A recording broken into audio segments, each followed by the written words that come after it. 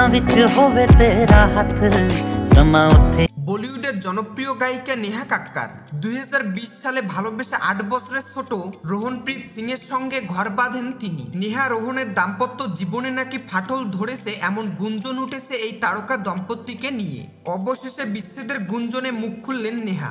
সম্প্রতি গণমাধ্যমের এক সাক্ষাৎকারে বিষয়টি নিয়ে স্পষ্টভাবে কথা বলেছেন নেহা। গায়িকা সাফ জানিয়ে দিয়েছেন এটা গুঞ্জন ছাড়া আর কিছু না। নেহা বলেন, লোকে আমাদের নিয়ে বাজে আলোচনা করেন, যেটা খুব দুঃখজনক।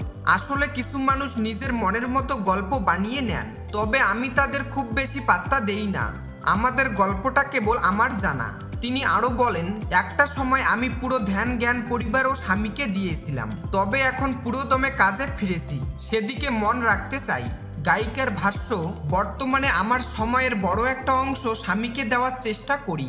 যেহেতু আমাদের বিয়ে 3 বছর পেরিয়ে গেছে, তাই আগের মতো এখন কাজেই মনোযোগ দিতে চাচ্ছি।